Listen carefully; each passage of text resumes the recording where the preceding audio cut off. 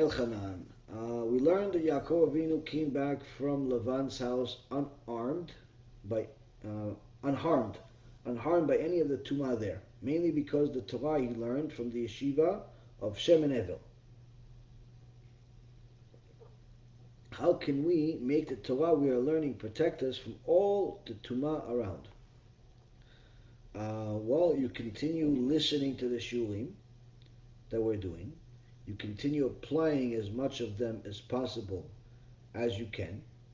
You continue learning Gemara with your brother and eating up the Masechet after Masechet. You continue building that beautiful household with your very dear wife, full of Kedusha. And you actually, you know what? Follow this halacha. We looked at this halacha recently, earlier. Follow this halacha. Follow this halacha. It's halacha for you and your wife and for everybody's wife. Rambam. The Rambam in Ilchot Ishut. Which is the laws of women, if you will. Says the following. Ilchot Ishut chapter 16, verse 19, halacha number 19.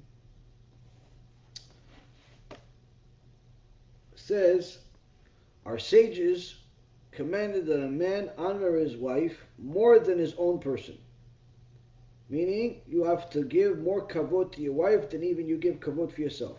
You may be willing to walk around with a simple shirt, but you should never let your wife walk around with something simple. You may be willing to walk around without necessarily taking care of yourself, but you have to make sure your wife takes care of herself. You may be willing to, have somebody insult you, but you should never allow anyone else to insult your wife. So you have to give more kavod to your wife. And love her as he loves his own person. You have to love your wife as much as you love yourself. If he has financial resources, he should offer her benefits in accordance with his resources. Never ever, a guy is never allowed to be cheap with his wife. Never allowed to be cheap with his wife. He has to buy her dresses and shoes and bags and whatever she wants, buy her as long as you could afford it. If you could afford it, buy her. No, never be cheap with your wife. Never say, listen, honey, you already have a dress. Don't buy another one. No, if you have the money, buy it. Why? You're only going to go and learn Torah because of the Kedusha that she has as well, to make sure the house is taken care of, the kids are taken care of, and so on. You have to make sure that she's happy. If she's happy because she got another dress, or she got another shoe, or she got another bag, buy it. You have the money, buy it. If Hashem wants you to have more money in retirement, I'll give you money for retirement. You have to worry about retirement 30 years before retirement. You have to worry about your wife being happy today. So, a guy is never allowed to be cheap with his wife. Guys that are cheap with their wife are ruining their own blessing. They're ruining their own blessing. Because halacha here, it's a violation of the Torah. Rambam says that he has to offer these benefits in accordance with his resources. Meaning, if he's rich, he has to make sure that his wife looks rich. She can't look like some cleaning lady, in the middle of her job. If he has $1 million, $2 million, $5 million in the bank, his wife has to look the part. She has to look fancy. Why? Because he is rich. She has to look rich. His kids too, by the way. But that's Rabbi Yehuda says that. He rebuked one of the people that he saw his son dressing like a regular person when he knew he was rich. He says that you're making a sin dressing your son like a regular person when he's rich. Not look like a poor person if you're rich. So the point is that a guy that has resources has to make sure that his wife looks good. Whether that's jewelry or dresses, of course, all with modesty and so on. But he has to be generous with his wife. Again, as long as she's not like, one of these crazy people that's going to spend $50,000 on a handbag that you're going to use once. A person like that, unless you have, tens and tens of millions of dollars, there's no reason to ever do such a thing. But if a person has resources, he has to be generous with his wife. And then halacha continues, he should not cast an excessive measure of fear over her. Don't be one of these people that scares your wife to death. You forgot the salt. Oh, you walk around. Don't do that. Don't make your wife scared of you. Don't make your wife scared of you. She should be scared of you because you have Yirat Shamayim, not because you're a scary monster in the house. And he should talk with her gently, being neither sad nor angry.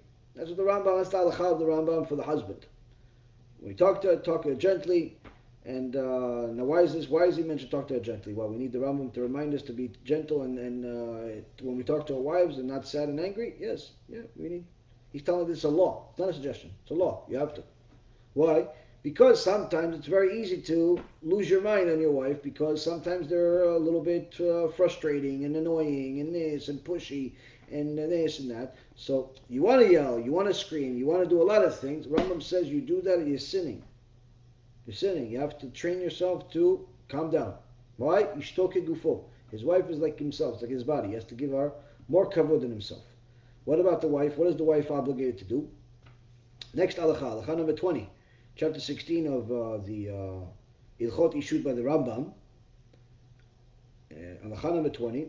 And similarly, the sages commanded a woman to honor her husband exceedingly and to be in awe of him. Mechabedet et ba'ala biyoter midai, meaning she has to give him more kavod than anybody else in the world, including her father. She has to give more kavod to her husband than anybody else in the world. Above and beyond. Deserve it, not deserve it, doesn't make a difference. He's a husband, that's it, he's the king of the house.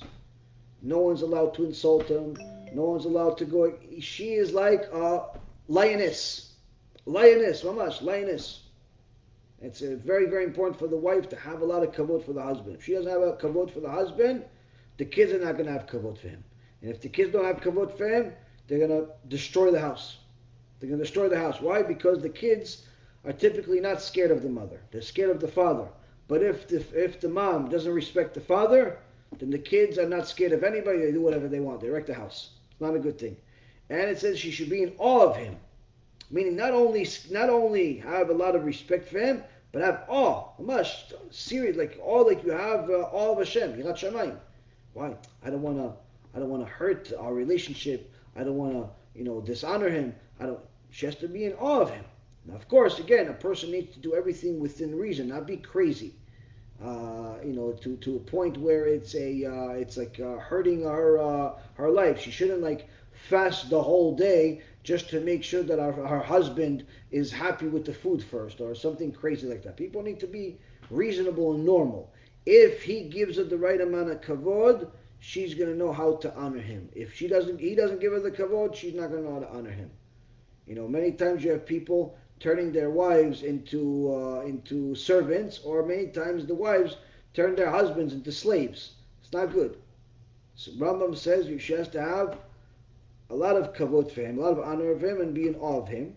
She should carry out all of her deeds according to his directives, considering him like an officer or a king. This is Alacham Rambam.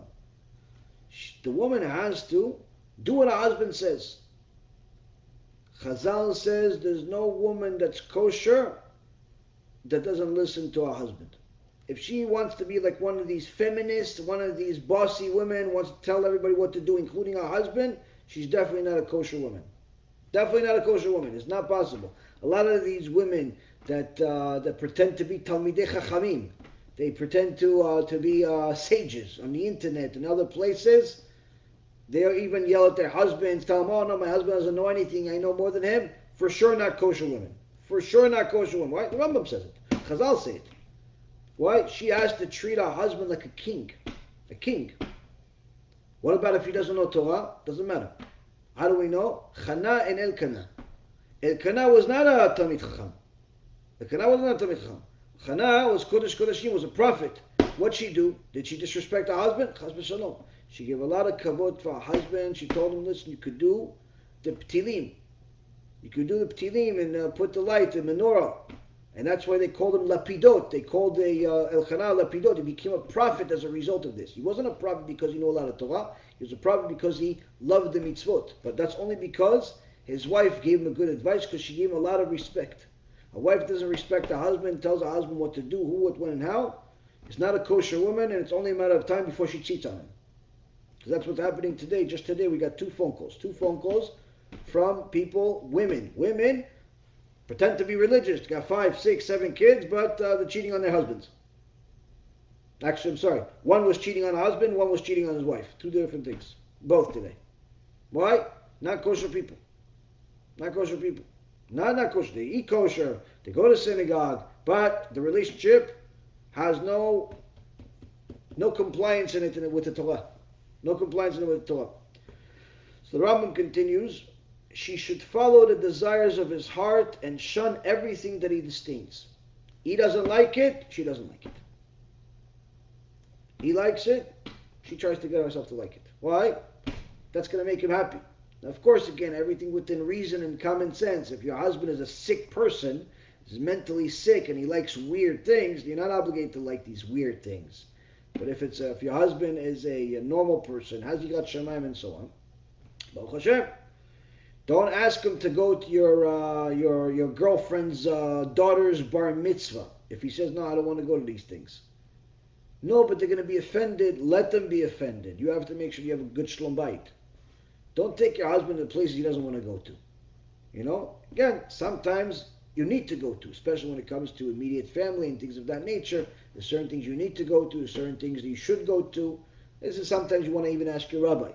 But most important thing is, don't make your husbands do things they don't want to do, and vice versa. Don't make your wives do things they don't want to do. Don't make your wives go to your parents' house every weekend just because you want to make sure that your parents are happy with her. Don't torture your wife like that. Don't live with your parents after you get married. It's a bad idea. It's a bad idea for everybody.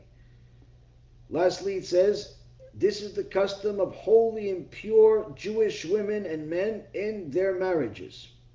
And these ways will make their marriage pleasant and praiseworthy. This is what the halacha is, Rabotai. She has to make him into a king. He has to make her into a queen. If you make your wife into a queen, she can now make you into a king. If you make your husband into a king, he'll make you into a queen. But if you make your husband into some slave that's just there to make money for you, guess what? He won't treat you like a queen. He won't. And vice versa. So you do that, Elchanan, you keep learning these shiurim, you keep learning the Gemara, you keep building the Kodashim house that you have. The Torah that you have will protect you from everything that's around you. B'Shem Hashem Na'aseh v'Natzliach, we're very excited to offer you the new Bezrat Hashem app 3.0. It's a newer, faster app full of Torah, lots of Kedusha by the shiurim that we do, myself, Rav Ephraim, Rav Chaim, where you'll have also newer features where you're able to use the app while you're using other applications on your phone. You'll be able to share the lectures directly from the app. You'll be able to donate online and support our Kiruv and our Torah work that we're doing. And the most exciting feature is that you'll be able to actually ask questions directly on the app and get answers from the rabbis directly from the app. This is something unprecedented, and Baruch Hashem will be able to offer it. Thank you again for all of your support. Check it out. Make sure you have the kosher Torah that will re-energize your neshama each and every single day. Call to B'chavatzlacha.